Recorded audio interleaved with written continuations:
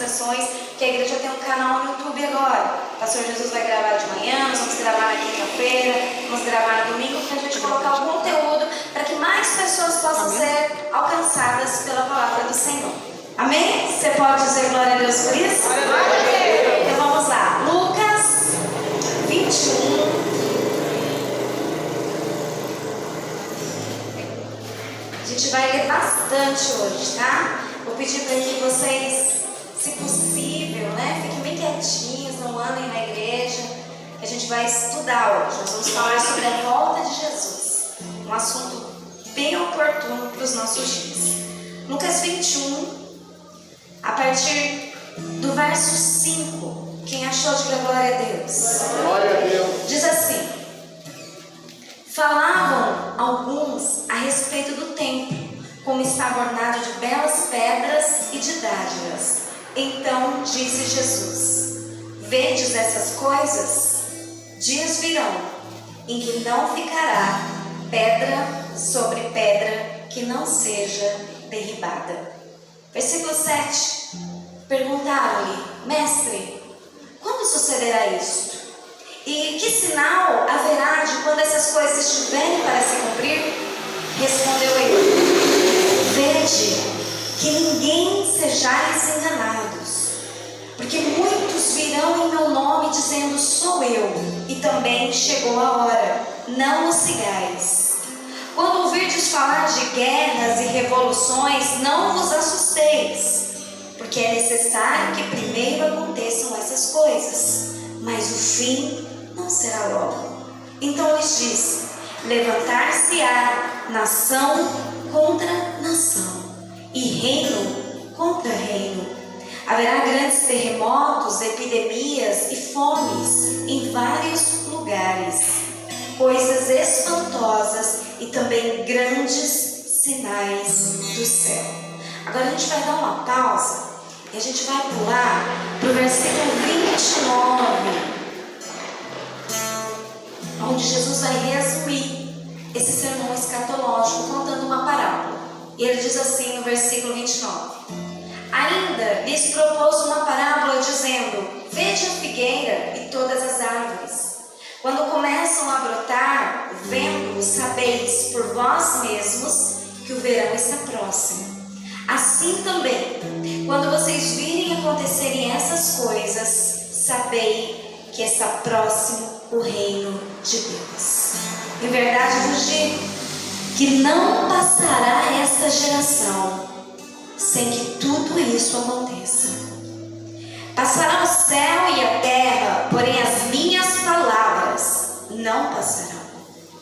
Versículo 34, Jesus continua ensinando os discípulos, dizendo: acautelai-vos por vós mesmos, para que não vos suceda que o vosso coração fique sobrecarregado com as consequências da orgia, da embriaguez e das preocupações deste mundo, e para que aquele dia não venha sobre vocês repentinamente como um laço, pois há de sobrevir a todos os que vivem sobre a face da terra.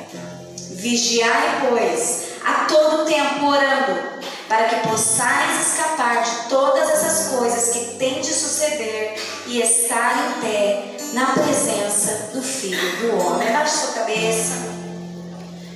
Peça para que o Senhor abra o seu entendimento. Eu não sei como você entrou aqui hoje, mas se o Espírito Santo permitiu que você chegasse, é porque Deus quer tratar com você também. Senhor, nós oramos em nome de Jesus, pedindo a Ti, ó Deus, que abra o nosso entendimento, que abra os nossos ouvidos, abra os nossos olhos, tira as escamas, Senhor, para que nós possamos discernir as coisas que estão nos arrodeando, para que nós possamos entender, Senhor Deus, a seriedade, Senhor, dos dias em que estamos vivendo. Pai, em nome de Jesus, que toda frieza, toda indiferença, toda mornidão espiritual, todo cansaço, toda alma batida, toda angústia, toda tristeza, nessa hora seja removida em nome de Jesus. Que teu Espírito Santo derrame bálsamo agora Deus. Corações sobrecarregados, corações angustiados, corações, Senhor Deus, que buscam desesperadamente felicidade, satisfação em tantos outros lugares, em tantas outras coisas, que estão cansados de buscarem a felicidade, de baterem em tantas portas, mas nada, Senhor, nada pode preencher esse vazio no nosso coração senão a tua presença. Se nós chegamos aqui hoje, Pai, nós estamos dando ouvido à tua voz, o teu convite, dizendo: venham a mim. Venham a mim, todos vocês que estão cansados, todos vocês que estão sobrecarregados, e eu vos aliviarei. Senhor Jesus, que a sua palavra, a promessa maravilhosa, a bendita esperança da igreja, venha aquecer corações aqui hoje, para que nós possamos sair daqui, Senhor, preparados para enfrentarmos o que for, na certeza de que em Ti nós somos mais do que vencedores, em nome de Jesus. Amém, amém? Nós estamos vivendo dias muito difíceis, e eu não me refiro apenas em relação ao que nós lemos aqui, aos sinais da vida de Jesus, esses sinais na natureza, sinais na sociedade, sinais na religião, mas também em relação à alma do ser humano. Eu acho que nunca houve uma geração tão abatida, tão ansiosa, tão preocupada, tão aflita como essa dos nossos dias, né? A gente olha até mesmo na face, no semblante das pessoas, e elas não conseguem esconder mais, porque estão em busca de alguma coisa para mudar tudo isso. E muitas coisas têm nos sido apresentadas. A rede social está aí, né, todo o tempo mostrando para o ser humano que existem vários caminhos de entretenimento, vários caminhos de diversão, vários caminhos de prazer e satisfação, mas toda essa porcaria, todo esse lixo só tem nos feito chegarmos à conclusão de que nós não fomos feitos para nada disso. Deus nos criou com um objetivo maior, Deus nos fez para algo maior.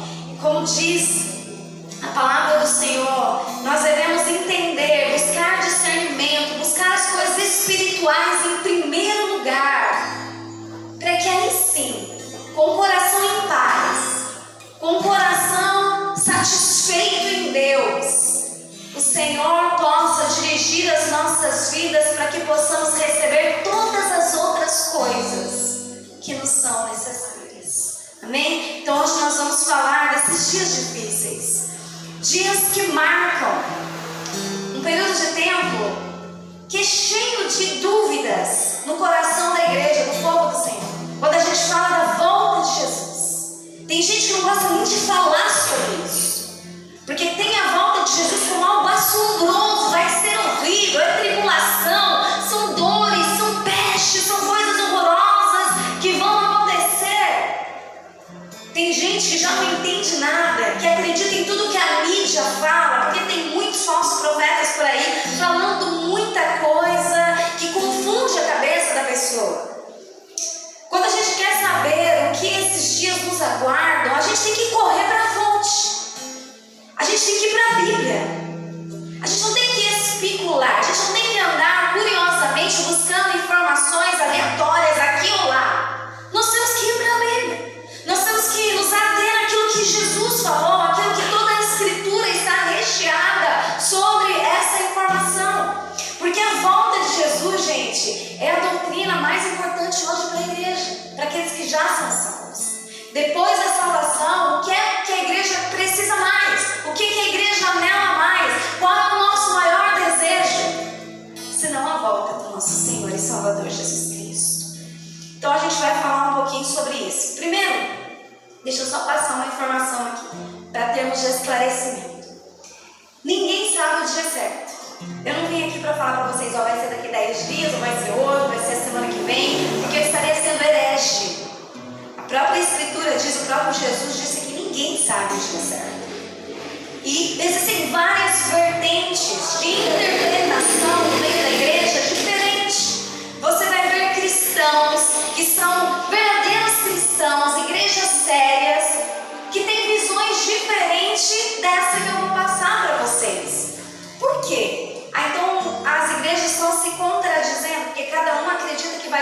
maneira, cada um acredita que vai ser num tempo, cada um interpreta os sinais de um jeito, uns são dispensacionalistas, outros são amilenistas, uns são pré-tribulacionistas, outros são pós-tribulacionistas. Não se preocupe com isso, ninguém veio aqui para entender teologia. Se você quiser mais para frente, a gente pode até pensar em passar um estudo aqui na igreja, mas você não tem que se preocupar com isso. Essa variedade de interpretações só nos afirma uma coisa: o próprio intuito do soberano e poderoso Deus de não deixar claro quando seria. Por isso o Senhor deixou assim. Por isso o Senhor não deixou as coisas tão claras, para que ninguém achasse: Jesus vai voltar daqui 10 anos, daqui 100 anos, Jesus vai voltar daqui 1000 anos, então eu vou viver de maneira relaxada. Para que isso não acontecesse, os primeiros discípulos, esses que vão ouvir o sermão escatológico de Jesus, que nós vamos falar nessa noite, eles já receberam essa palavra como uma advertência para os dias dele. Se você ler as cartas do apóstolo Paulo, você vai ver que Paulo acreditava que a igreja seria arrebatada nos dias em que ele vivia. Mais de 2000 anos se passaram. O apóstolo Paulo era um herege? Lógico que não. Quem acredita que Jesus vai voltar na sua geração é um herege? Lógico que não. Nós somos obedientes à palavra do Senhor, que diz: a hora em que não cuidares, o Filho do Homem virá. Portanto, a palavra é dirigida para quê? Por que Jesus deixou registrado? Para que toda a igreja, todo o povo de Deus, esse sermão de Jesus aqui, foi um sermão dirigido primeiramente para Pedro, Tiago, João e André. Quem eram eles? Discípulos do Senhor Jesus. Então, este sermão aqui não é para incrédulos. Esse sermão é para crente acordar, para crente despertar, para crente ficar preparado e parar de brincar de vir na igreja. É para crente olhar para as coisas que estão entendendo e perceber: eu não sou melhor que Pedro, eu não sou melhor que Tiago, eu não sou melhor que João, eu não sou melhor que Paulo, e todos eles vigiaram. Por que eu vou levar uma vida cristã relaxada? Por que eu vou levar uma vida cristã de qualquer maneira? Traiu porque tem tanto crente doente emocionalmente. Quando a Bíblia fala que o Senhor nos criou para louvor da sua glória, eu tenho que estar atenta no propósito para qual eu fui criada. Eu não fui criada para estar no mundo. Eu não fui criada para estar em orgias. Eu não fui criada para estar no meio de bobagem. Eu não fui criada para estar envolvida nos cuidados desse mundo. Eu fui criada para a glória de Deus. E é por isso, gente, não existe campo neutro quando a gente fala de verdadeiro cristão. Se você verdadeiramente é crente e você está se assentando no banquete que o diabo tem colocado do lado de fora para você, para buscar satisfação, para buscar prazer em tudo aquilo que é impuro, em tudo aquilo que é iníquo, em tudo aquilo que não tem nada a ver com Deus, em tudo aquilo que não glorifica o nome do Senhor, e você sai dali bem. Se isso não traz depois um peso na tua consciência, uma angústia na tua alma, questione a tua conversão. Porque o crente verdadeiro, ele pode até ir. Jesus está falando com o crente aqui, ó, cuidado, vocês têm que vigiar. Ele pode até ir, ele vai ficar enganado por um tempo, mas ele não se compraz no pecado. Ele vai, só que quando ele volta, continua vazio. Ansiedade, abatimento, angústias, depressões. Jesus, profeta Jeremias, não foi Jesus, o profeta Jeremias diz assim, inspirado por Deus: 2 erros está cometendo meu povo. Primeiro, a mim me deixaram, diz o Senhor. Segundo, estão buscando para si satisfação em cisternas rotas. Estão querendo satisfazer a sede da sua alma em fontes esgotáveis, em fontes que não retêm água.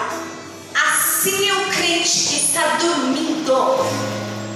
Assim é o crente que ainda que não acordou, que nós criados para Deus e só podemos descansar em Deus. Então esse sermão foi dirigido primeiramente aos discípulos. O que estava acontecendo aqui? Jesus está próximo da Páscoa, a semana da Páscoa. A gente sabe que logo ele vai ser entregue, logo ele vai morrer, ser crucificado. E ele está ali passando as instruções para os seus discípulos. E naquela semana Jesus ele está em Jerusalém por causa da Páscoa. Lembrando que os discípulos, eles não eram de Jerusalém. Os discípulos, a maioria deles eram de Cafarnaum. Era uma região como se fosse uma zona rural, uma periferia. E Jerusalém era uma potência naquela época de grandes prédios, grandes construções. Então quando aqueles homens, caipiras, vamos falar assim, quando eles chegam ali em Jerusalém, eles olham o templo, eles olham aquela construção de Herodes, eles ficam maravilhados. O evangelista Marcos chega a dizer que um dos discípulos chama Jesus e fala: Jesus, vem. Jesus, olha, que construções, Jesus, que pedras. Historiadores dizem que as pedras que compunham o templo de Herodes eram pedras de 12 metros por 3,5, mármore, ornadas com ouro. Então era coisa esplendorosa, era coisa de encher os olhos, era coisa de tirar o fôlego, tamanha construção que os olhos daqueles homens estavam contemplando. E eles chamam Jesus e diz: Jesus, olha isso, olha Jesus. Imagine eles do campo, eles estavam acostumados com essas coisas luxuosas, enchendo os olhos deles, e Jesus joga um balde de água fria nos discípulos. Vocês estão vendo isso? Não vai ficar pedra sobre pedra. Os discípulos que pensam assim: mas como assim? Olha o monumento, olha a beleza disso tudo. Como que isso aqui não vai ficar pedra sobre pedra? Só que eles não falaram nada no momento, e Jesus se retirou e ele vai para o Monte das Oliveiras. E quando Jesus chega ali, ele tem acesso a uma visão melhor ainda do templo, porque o templo era algo tão fenomenal que eles conseguiam ver aquilo muito bem de longe, no monte. Jerusalém é cheia de montes, essa região é cheia de montes. E aí então, Pedro, Tiago, João e André chegam junto de Jesus ali e fazem a pergunta que todos vocês aqui fazem: Jesus, quando vai ser? Qual é o sinal da consumação dos séculos? E a gente olha para os nossos dias e não mudou. Todo mundo quer saber, todo mundo especula isso. Mas como é que a gente vai saber disso? Na Bíblia. Então Jesus começa a explicar. E nesses versículos que ele vai falar dos sinais, do 7 ao 11, a gente vai estender um pouquinho. Primeiro, para falar da resposta do templo grandioso. A gente vai falar um pouquinho de história hoje. Por que eu vou falar isso para vocês? Porque tem gente que diz que não acredita na Bíblia. Tem gente que fala assim: quem foi que disse que a Bíblia é verdade? Tem gente que diz assim: nem tudo que está na Bíblia é verdade. Por quê? Porque a Bíblia foi escrita por homens. Então, só para termos de sanar um pouquinho a dúvida no coração de alguém que possa estar aqui hoje questionando quem disse que a Bíblia é verdade, eu vou te dizer uma coisa. O Antigo Testamento tem cerca de 300 profecias. O que é profecias? No Antigo Testamento era a previsão de alguma coisa que iria acontecer. Dessas 300 profecias, todas elas falavam a respeito do nascimento de Jesus. Aleluia. Todas. Se cumpriram ou não se cumpriram? A gente olha no Novo Testamento, quem é que aparece? Isaías 9 se cumprindo. Eis que um menino se nos deu, um filho nasceu, e o seu nome será Maravilhoso, Conselheiro, Deus Forte, Príncipe da Paz, Pai da Eternidade. Ele nasceu. Então, mais de 300 profecias no Antigo Testamento já falavam a respeito da primeira vinda de Jesus. Cumpriu ou não cumpriu? Cumpriu. Agora você sabe que em relação à segunda vinda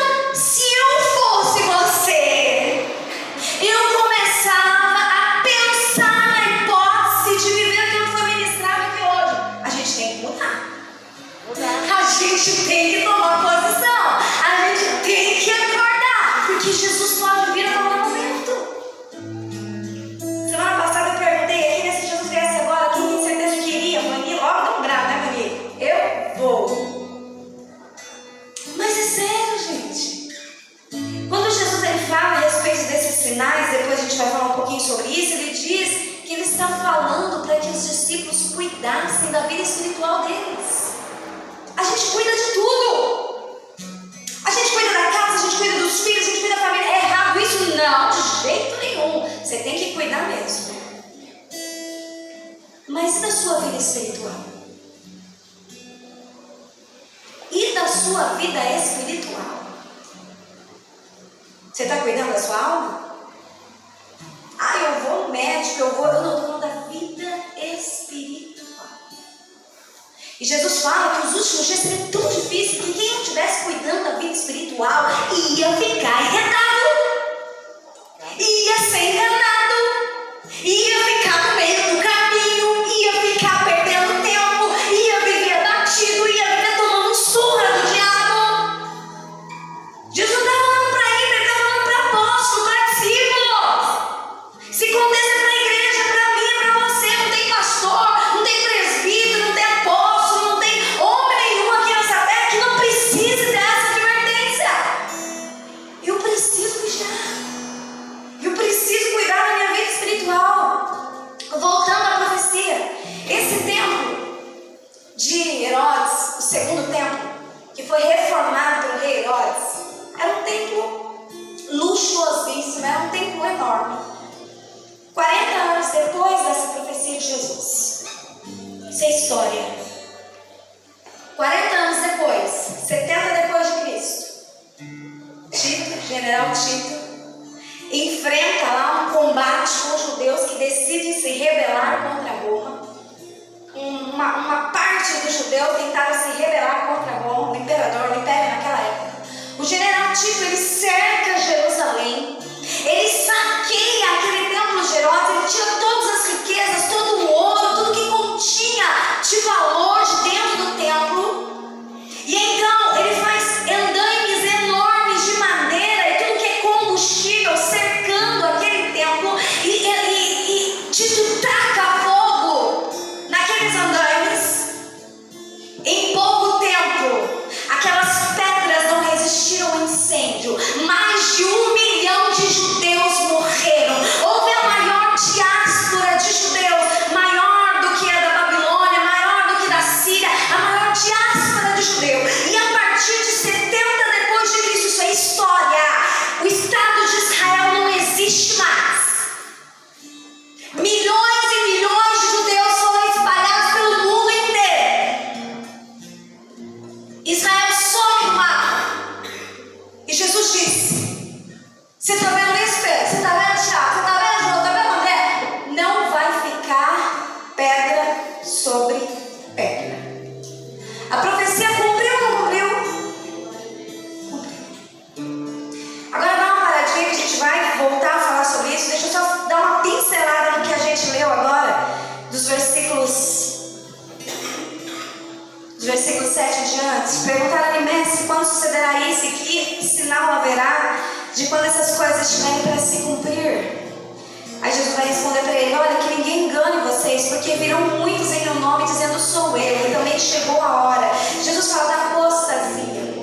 Jesus fala de muitos falsos mestres, falsos pregadores, falsos messias. Em outros evangelhos você vai ver Jesus dizendo que as pessoas virão dizendo eu sou o Cristo. Só que Cristo não era nome próprio. Cristo era um título que se referia ao Messias, ao Salvador, ao ungido. Então Jesus estava dizendo que os dias que antecedessem a vinda dele, muitos falsos profetas, muitos falsos salvadores, muitos outros apóstatas surgiriam dizendo que vieram trazer a solução para o mundo.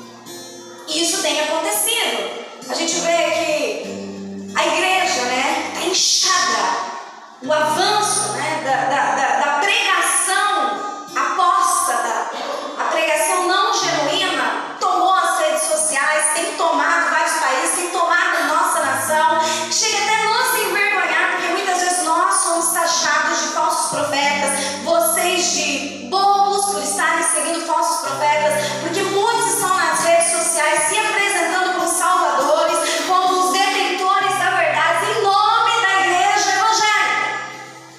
Isso é a palavra do Senhor se cumprindo. Amém? Amém. Depois ele diz, Não acreditem nisso, não sigam esses falsos mestres.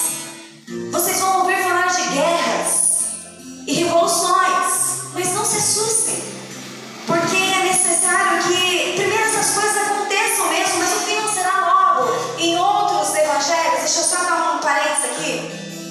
O sermão escatológico de Jesus você vai ler em Lucas 21, em Mateus 24 e também em Marcos 13. Leia os três na sua casa, porque um completa o outro nas informações. O que não está aqui em Lucas está lá em Marcos, ou se não está em Lucas, em Marcos, está em Mateus. Quando Jesus ele fala desses tempos de guerras e rumores de guerra, Jesus está falando que isso é só o princípio das dores.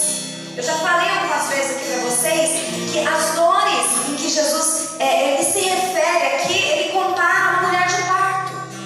E a mulher, à medida que ela vai se aproximando da hora que dá a luz, as dores vão se tornando cada vez mais intensas. Então Jesus está dizendo que esses sinais que eu li agora, guerras, rumores de guerras, revoluções, é apenas o princípio. São apenas as primeiras contrações do que está acontecendo. Agora deixa eu falar uma coisa para você. Em que século aconteceram as maiores guerras que houveram no mundo? 1914, 1900 e pouquinho, passando a Segunda Guerra Mundial. Então as maiores guerras do mundo, elas são aqui, ó, bem pertinho da nossa geração. E Jesus está dizendo que quando essas guerras se intensificassem, porque sempre houve guerra, mas à medida que nós estaremos nos aproximando do fim, as coisas seriam se intensificando. E Jesus diz assim, não são apenas guerras e revoluções, mas ele fala aqui no versículo 10, levantar-se-ão nação contra nação e reino contra reino. Em outros evangelhos ele fala de rumores de guerra, ou seja, todo mundo hoje que está um pouquinho mais contextualizado nas coisas que estão acontecendo nos nossos dias, pensa já numa hipótese de uma terceira guerra mundial, um rumor de guerra. Um rumor de guerra. Algo está acontecendo lá na Ucrânia, algo está acontecendo na Palestina, o que está acontecendo em determinada região. São rumores de que uma terceira guerra mundial possa acontecer. Eu não estou falando que isso é o que a Bíblia está dizendo. Eu estou falando da maneira como nós interpretamos os sinais. Ele diz, haverá grandes terremotos. Eu anotei uma estatística aqui para vocês. Eu me lembro que uma vez, eu pregando o evangelho, eu e minha mãe, não sei se ela se lembra disso, para uma moça, e a gente falou, Jesus está voltando. Ela, que conversa, o que Jesus está voltando? Jesus não está voltando nada, eu ouço isso aí há tanto tempo, imagina. Daí a gente foi falar para ela, não, mas olha o terremoto que aconteceu em tal lugar. Ela disse assim, gente, terremoto sempre existiu.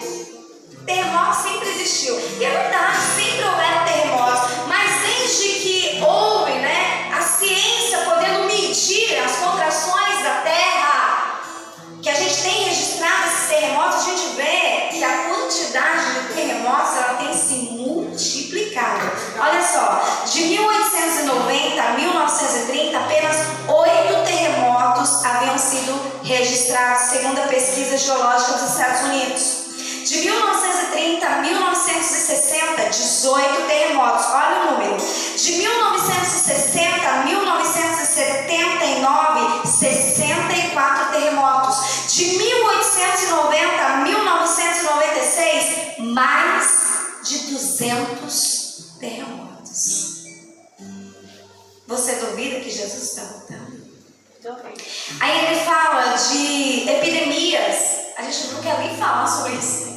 Vamos deletar essa parte. Mas a gente nunca viveu, a nossa geração nunca viveu algo semelhante ao Covid-19. Nunca.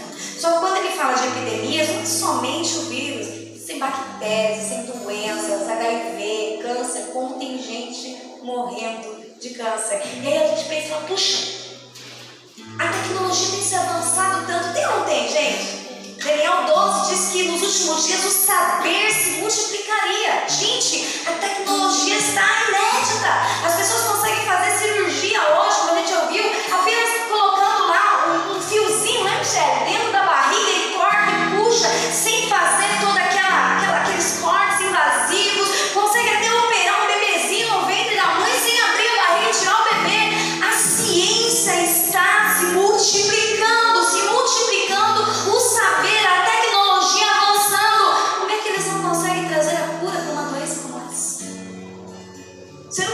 perguntou? Você sabia que eles investem tanto dinheiro em guerra? Que eles investem tanto dinheiro em guerra, que se o dinheiro que eles investissem na guerra, a gente não teria mais fome no mundo.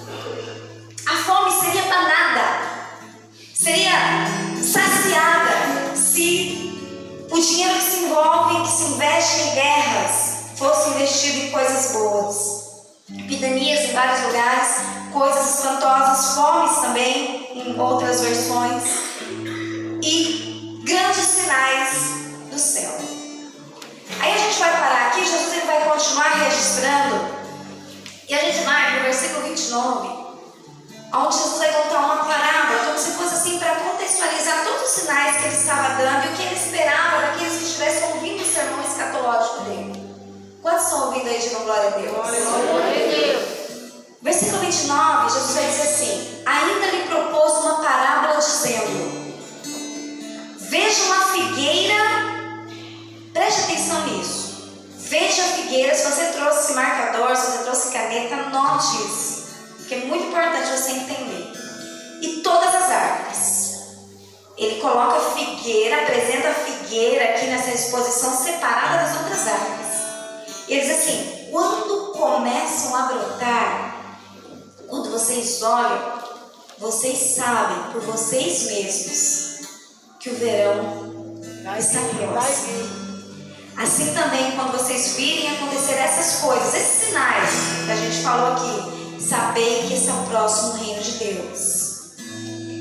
Marcos diz que Jesus fala que quando a gente observasse a figueira florescendo, e eu vou explicar para vocês o que significa essa figueira, segundo uma linha de interpretação teológica. Não são todas que concordam, nós concordamos, a nossa igreja acredita nessa linha de interpretação. Jesus fala que quando a figueira florescesse, por quê? Porque a figueira é uma árvore muito conhecida em Israel. Os judeus eles sabiam reconhecer quando estava chegando o verão, que era o tempo da colheita. Verão é coisa boa, verão é quando acabou a sequidão, verão é quando acabou a escassez, verão é quando acabou a escuridão, as trevas, verão o sol brilhou, verão a sequidão acabou, verão a esterilidade acabou, verão é coisa boa na vida. Quando a palavra do Senhor diz que os homens, os judeus olhavam para a figueira, eles começaram a ver ali a figueira quando ela ia frutificar, ela já dava folha junto com os brotos de fruto.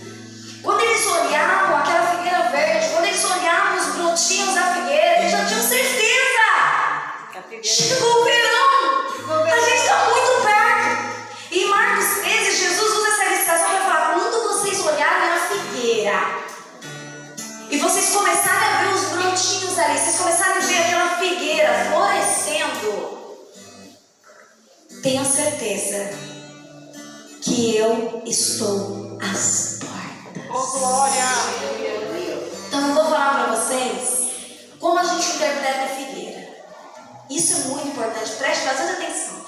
Eu trouxe até um videozinho de 5 minutos, peço a paciência de vocês para assistirem, porque talvez eu não consiga explicar. Mas não passa ainda não, deixa eu dar uma pincelada primeiro, vocês não vão compreender o que é a figueira. A figueira representa a nação de Israel. A gente vê em outras passagens Jesus falando que ele secou uma figueira porque não tinha fruto na figueira. Quem já leu essa parábola? Essa passagem? Não tem fruto, vai secar a figueira. Então Jesus estava se referindo à nação de Israel. Lembra que eu falei para vocês que em 70 depois de Cristo, o que aconteceu com Jerusalém? O que aconteceu com o templo?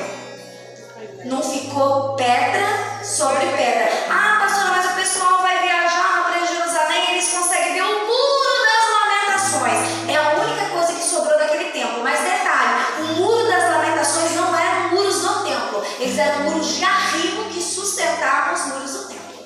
Não ficou nada, só ficou o muro das lamentações. Quem visita Israel hoje vai se deparar com os muros das lamentações. São quilômetros lá rodeando daquele templo que já não existe mais nada. Por quê? Porque em 70 depois de Cristo, Israel ele vai sumir lá. Os judeus vão entrar em fuga. E mais de 1800 anos de história, o que acontece com os judeus? É só perseguição. Na Segunda Guerra Mundial morreram mais de 60 milhões de judeus. direitinho e eu passo para vocês. Mas milhares de judeus morreram. Por quê? Porque o espírito de anticristo já estava no Hitler. O mesmo espírito de anticristo que estava no faraó, que queria matar judeus. O mesmo espírito de anticristo que estava nos outros reis, em outros impérios, que querem sempre destruir o povo de Deus. Porque Israel é o relógio de Deus. Quando eu quero saber em relação aos fins dos tempos, eu tenho que olhar para Israel. E Jesus disse que não ficaria pedra sobre pedra, mas agora, no versículo 29, ele está contando para aqueles discípulos: olha, mas quando vocês olharem a figueira, quem era a figueira? Quem era a figueira? Quando vocês olharem a figueira renascendo,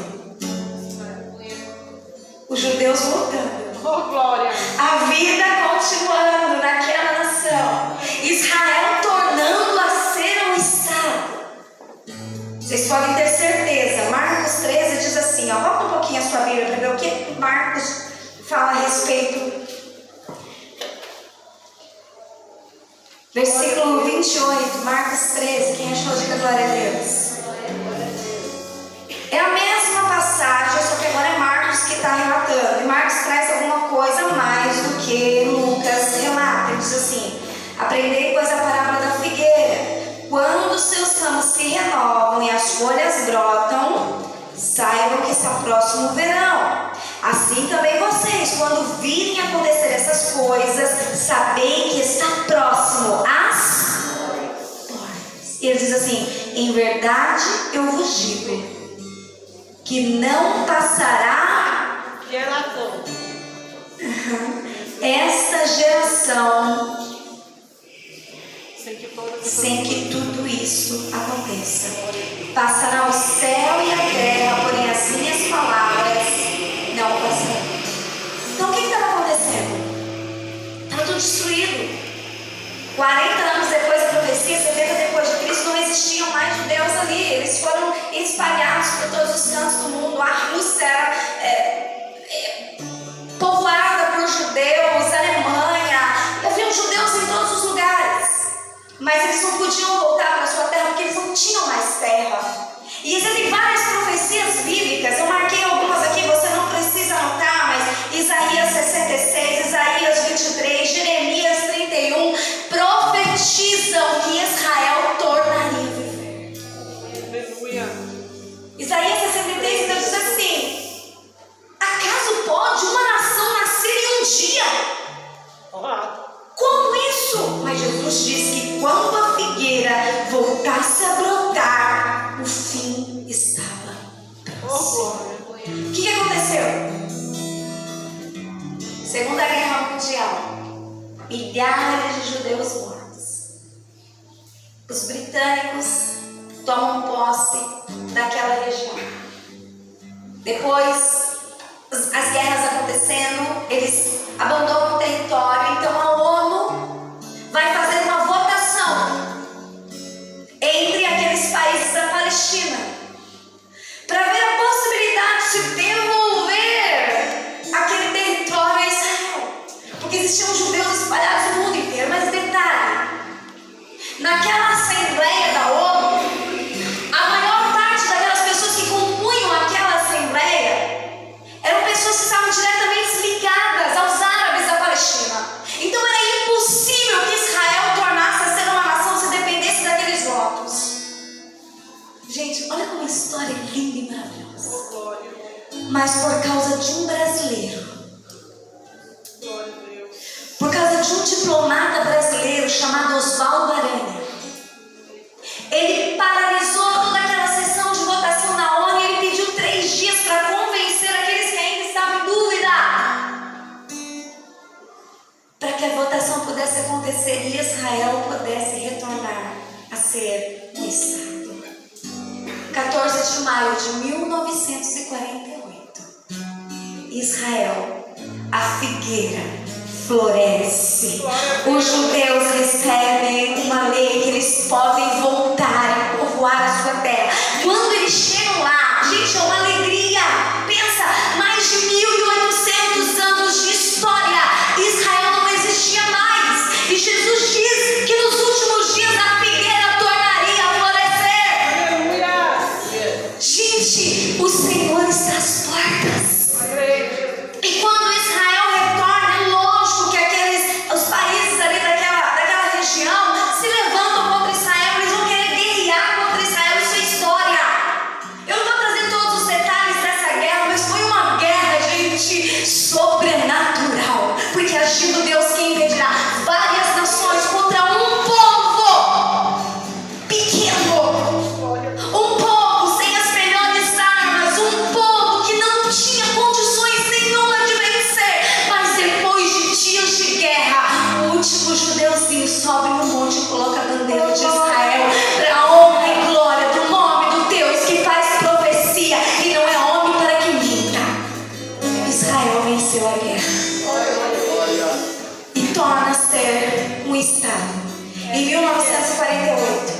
E Jesus diz assim: não passará essa geração.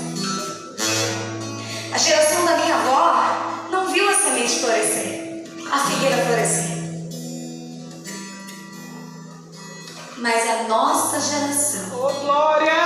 nós estamos vendo Israel voltar. E lógico, para quem não sabe, gente, pesquisa.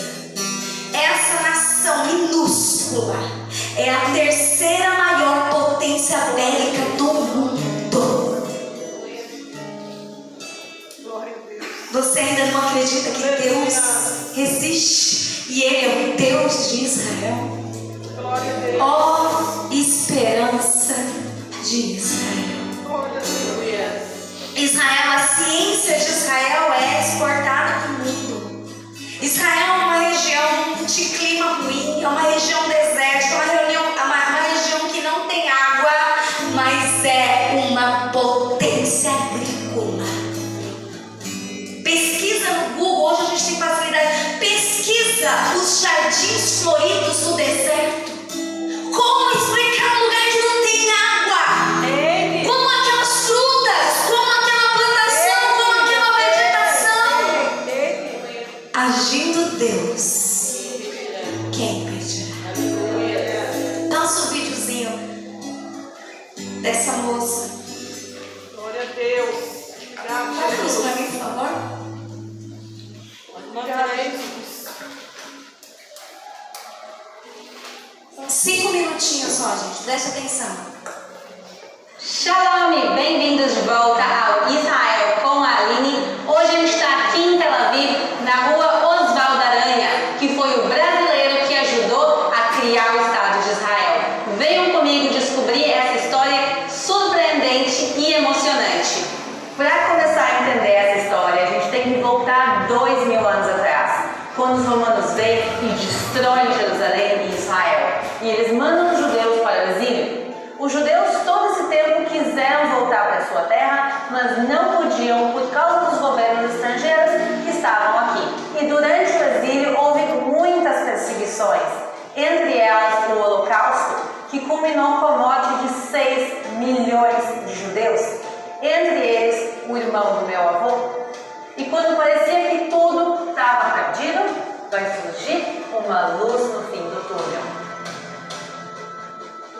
E aqui entra o brasileiro Osvaldo Aranha. E para contar a história dele, a gente veio até o sul de Israel, no kibbutz Brodheim.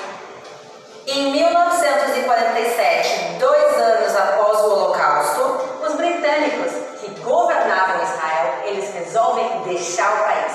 E agora vai ser a ONU que vai decidir o futuro dessa terra. Para isso, a ONU vai criar o Plano de Partilha da Palestina, onde vai dividir a terra em 2 estados, um árabe e um judaico. Apesar de não ser um plano perfeito, longe disso, é a primeira e única chance de uma independência judaica livre na terra de Israel em 2000 anos. Esse plano precisa da aprovação da Assembleia Geral da ONU. E agora vai ser quando Osvaldo Aranha vai entrar para a história. E a gente vai agora conhecer juntos um museu dedicado a ele. Por causa da situação atual, o museu está fechado, mas a gente recebeu a chave para mostrar para vocês esse lugar hoje.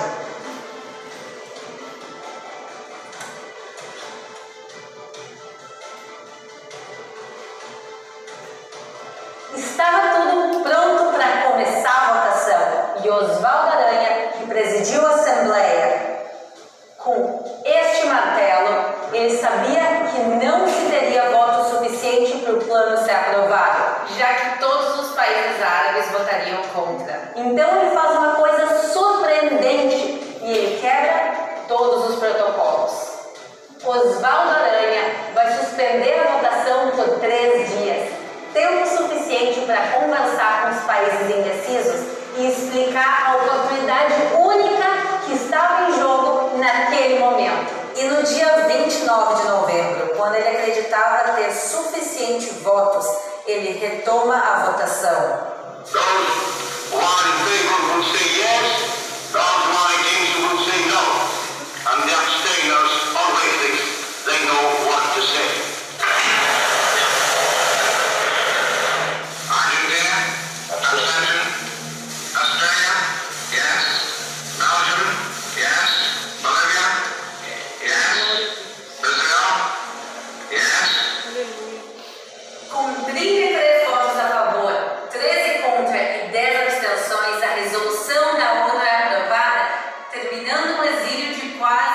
2000 anos. A alegria dos judeus de Israel e do mundo é inigualável. As comemorar e dançar com uma emoção sem igual. 6 meses depois, nessa casa aqui, que agora está em restauração, David Ben-Gurion, o primeiro-ministro de Israel, vai declarar a independência do país no dia 14 de maio de 1948. Aleluia.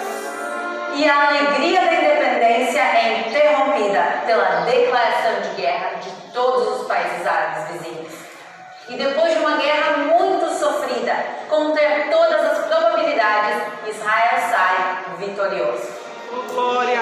Em 2020, o Estado de Israel comemora 72 anos de independência. Em menos de um século, Israel se transforma em um país democrático, moderno e seguro. E tudo isso graças à ajuda do nosso diplomata brasileiro, Osvaldo Aranha. E aqui, em Jerusalém, na capital de Israel, se encontra a Praça Osvaldo Aranha, mais uma homenagem ao brasileiro que ajudou a criar o Estado de Israel. Espero que tenham gostado desse vídeo. Curtam e compartilhem. Deu para entender? Amém. Quantos ficam felizes Glória com a a Deus. profecia se cumprindo? Então Israel tornou-se um estado. E a profecia diz que depois que a figueira florescesse, nós podíamos ter certeza que essa geração não passaria. Uma geração na Bíblia ela pode variar de 40 a 100 anos. Você viu quantos anos ela falou que tem em Israel? Até 2020, 72. Então Israel tem 75 anos. Está quase terminando uma geração. E Jesus fala o quê? Que a geração que vai ver a figueira florescer não vai passar. Se essa profecia, se essa interpretação estiver certa, eu não estou falando que essa é a única, você vai ver outros teólogos trazendo outro tipo de interpretação, mas a verdade é que nós temos que estar preparados, porque Jesus vai voltar a qualquer momento. Só uma observação. Eu sei que tem muita gente que fala mal do Brasil, fala mal da nossa nação, que o Brasil é isso, o Brasil é aquilo. Gente, o Brasil é uma bênção. Verdade. Deus escolheu o Brasil para abençoar Israel.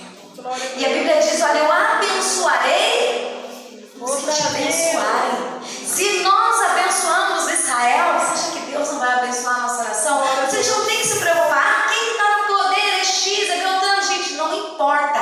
Deus continua soberano sobre todas as coisas.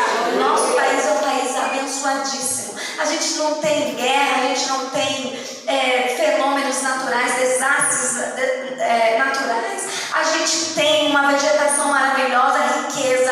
É lógico, o povo é que está corrompido, mas isso complementa a palavra do Senhor, que diz que nos últimos dias a iniquidade ia se multiplicar. Para encerrar a profecia de Jesus, vamos agora para o Lucas 21, volta lá para Lucas 21. A gente já está encerrando. Sabendo disso tudo, o que nos resta agora? Ouvirmos o que Jesus fala a respeito. Versículo 34, Jesus diz assim: acautelai-vos por vocês mesmos, para que nunca suceda que o coração de vocês fique sobrecarregado. O que é isso? Um peso além do que você possa suportar. Exatamente o retrato da nossa geração. Uma geração angustiada, uma geração abatida, uma geração buscando prazer, uma geração desenfreada por aquilo que é contrário à palavra do Senhor. Ele diz assim: tome cuidado, para que este dia não venha sobre vocês repentinamente como um laço. Versículo 35, porque ele há de vir sobre todos, ninguém vai escapar, gente. Quem acredita vai estar lá, quem não acredita vai enfrentar do mesmo jeito. Aí ele diz assim, versículo 36, vigiai, pois, a todo tempo, orando, para que possais escapar de todas essas coisas que têm de suceder e estarem. Estar como na presença de Deus? Em pé. Como é que você está na presença de Deus? Como é que está a sua vida espiritual? Sabendo de tudo isso, ouvindo tudo isso, a palavra do Senhor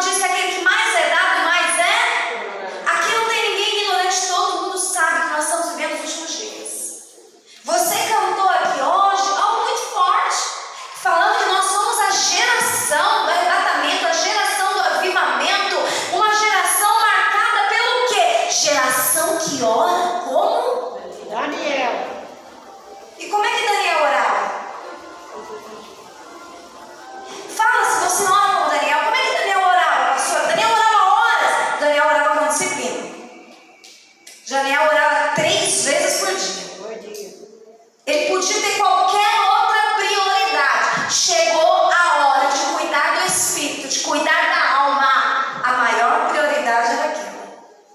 Por isso que ele enfrentou todo o sistema babilônico, ele enfrentou todo o espírito de anticristo que havia ali, ele enfrentou toda a oposição, mas ele não sucumbiu. Pelo contrário, ele floresceu. Ele se destacou. A Bíblia não fala que Daniel ficou enredado com as coisas da Babilônia, não ficou maravilhado com os manjares do rei, mas ele determinou no seu coração, essa é a geração como Daniel, que determina no seu coração não se contaminar com os manjares do rei. A Bíblia diz que nos últimos dias, gente, a iniquidade vai se multiplicar. Eu nunca vi tanta imoralidade, eu nunca vi tanto valores distorcidos, eu nunca vi tanta coisa errada como a gente está vendo agora, na nossa geração. O dedinho da criança já leva ela a ver o que não presta no celular. Com o dedinho ela consegue acessar. Imagine os mais crescidinhos, que sabem um pouco mais. A Bíblia diz que em detrimento de todas essas coisas que estão acontecendo, eu posso dizer que eu sou crente, que eu estou no meio de um cenário apocalíptico. E eu venho na igreja, tenho cara de pau de cantar, que eu oro como Daniel, que eu busco a Deus até tocar o céu, sendo que eu não tenho uma vida com Deus verdadeiro lá de fora. Sendo que eu tenho tempo para tudo. Agora, quando se trata de tempo para Deus, eu não tenho. É isso que Jesus está dizendo. Olha, preste atenção quando ele diz aqui no versículo 34. Ele diz assim, ó, cautelai por vocês mesmos. Para de ficar tomando conta da vida do outro, começa pela tua. Não adianta falar meu filho, meu marido, começa por você. Exemplos valem mais do que palavras. Você está falando pro teu filho orar, você ora? Ele vê você orando? Você está falando pro teu filho que não pode ficar no celular tanto tempo e você fica quanto? Você está falando pro teu marido que ele não pode ver pornografia, prostituição e você vê o que nas séries, nos filmes, nas novelas? A gente está num cenário apocalíptico. Eu já falei várias vezes aqui para vocês. Nós somos fortemente influenciados por aquilo que está ao nosso redor. Você é aquilo que você vê, aquilo que você come, as conversas que você tem, os lugares que você vai, as coisas que você assiste.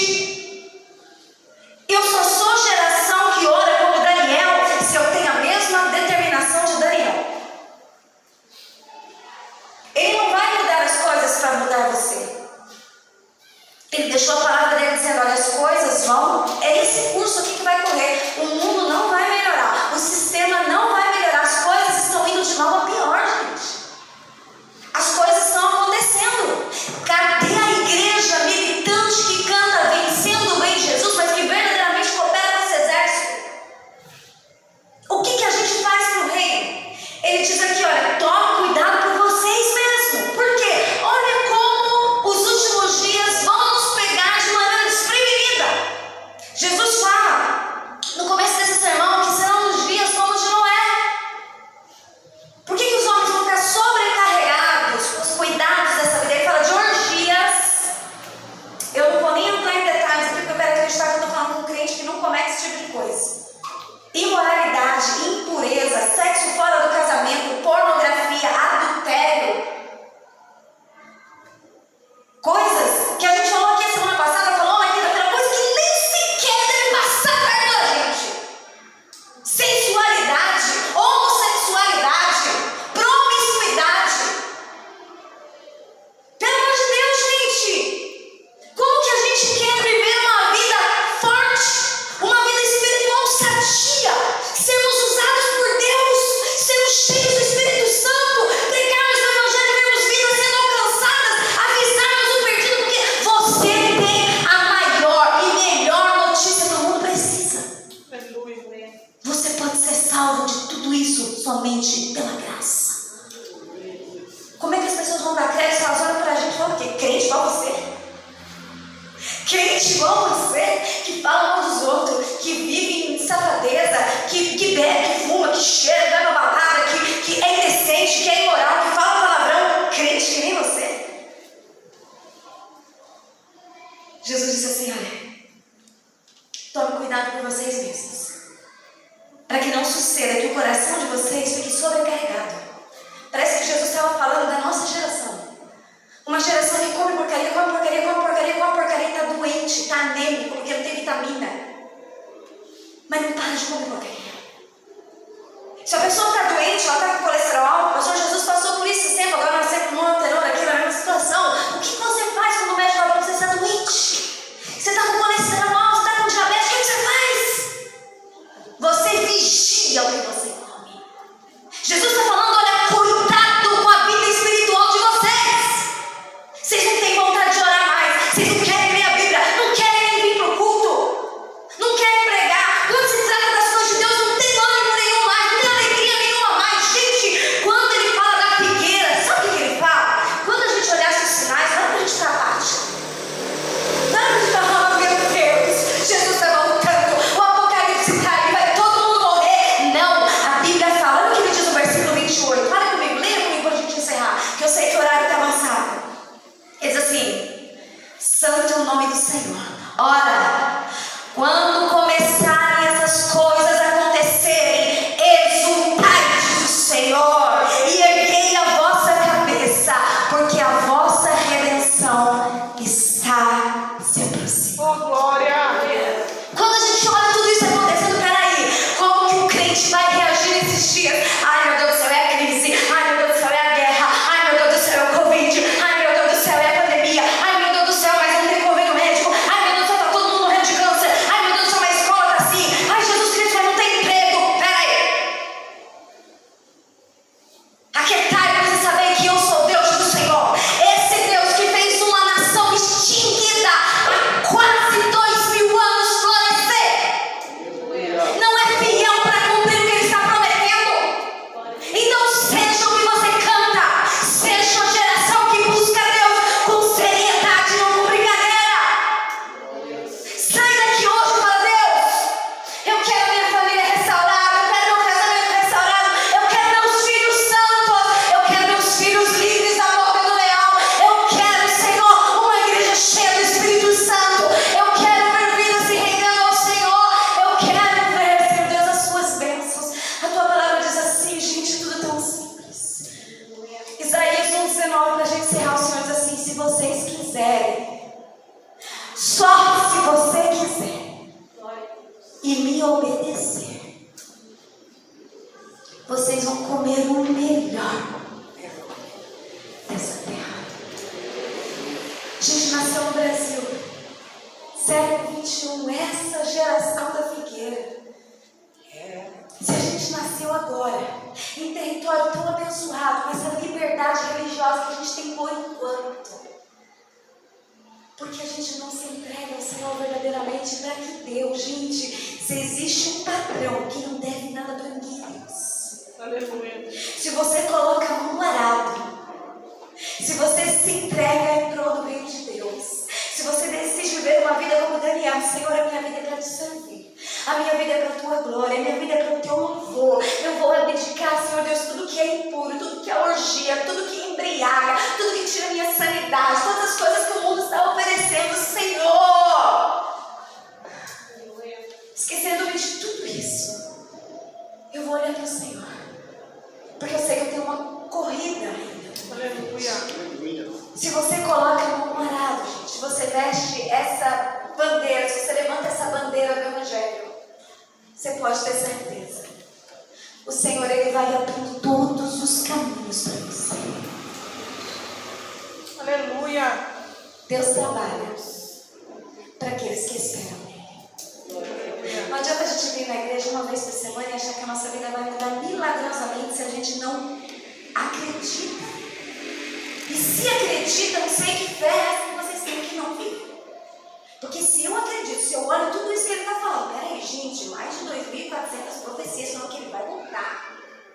O relógio, Israel está apontando que já floresceu a figueira. Os sinais estão aí para todo mundo ver, ninguém pode contestar. Ele está falando com o crente, não está falando com o ímpio. Se o Senhor está me alertando, quando você ver tudo isso acontecer, não fiquem sobrecarregados das coisas dessa vida, não. Ele fala da orgia, ele fala da embriaguez, e ele fala das preocupações desse mundo. A gente não cai em orgia, eu acredito. A gente não cai em embriaguez, eu acredito. Mas a gente cai nas preocupações desse mundo, que está colocado no mesmo nível. Você coloca qualquer coisa que você coloca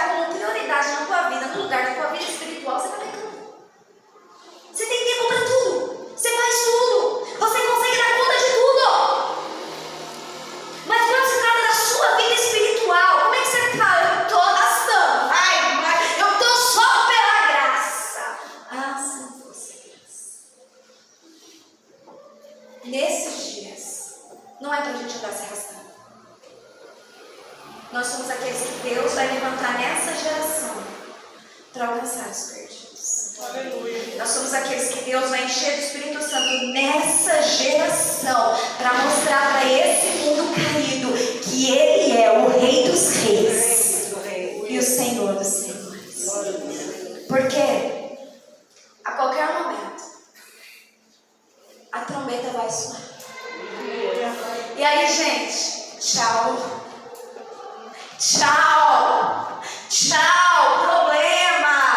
Conta. Luta. Doença. Enfermidade. Desavença. Perseguição. Tchau. Eu tô subindo para uma excursão sem volta. Aleluia. Meu passaporte já está comprado.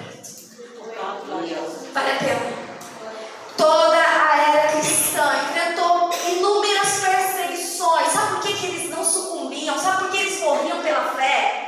Porque eles acreditavam piedosamente nisso aqui. Que vai passar tudo. Tudo vai passar. A Bíblia fala que essa natureza, esse cosmos, como a gente vê hoje, vai ser tudo destruído.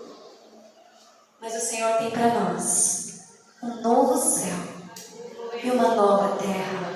Um lugar onde você vê profecias dizendo que não haverá mais morte, não haverá mais dor, não haverá mais desigualdade social, não haverá mais inveja, não haverá mais perseguição, não haverá mais injustiça. Um lugar onde o Rei eterno, imortal, agora visível e real estará entre nós. Um lugar, queridos, onde a criança que amamenta ainda, que mama no peito, vai poder colocar a mão na cova do leão.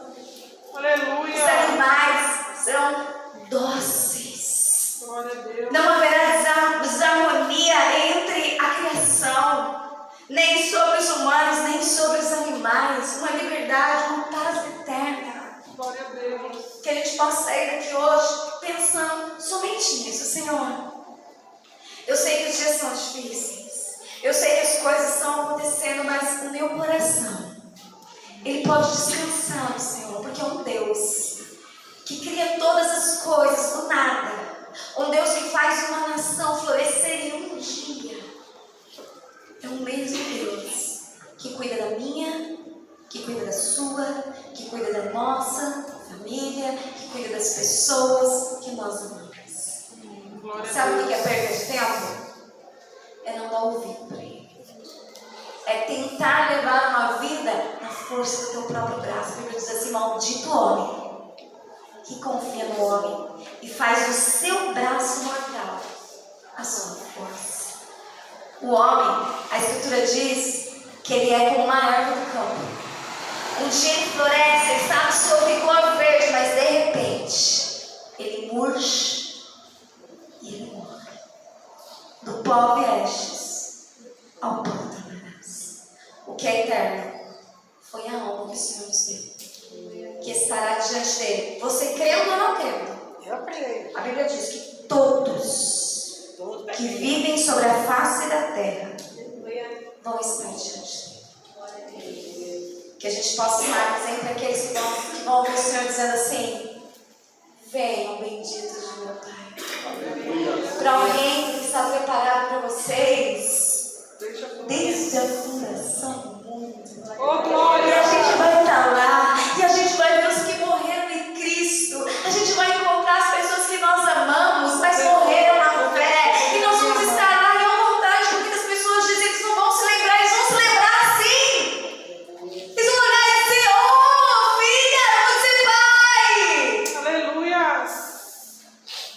Vale a pena servir esse Deus. Você sai daqui hoje com essa palavra no teu coração. Amém? Deus abençoe. Vão na paz do Senhor Jesus. São amados do Senhor.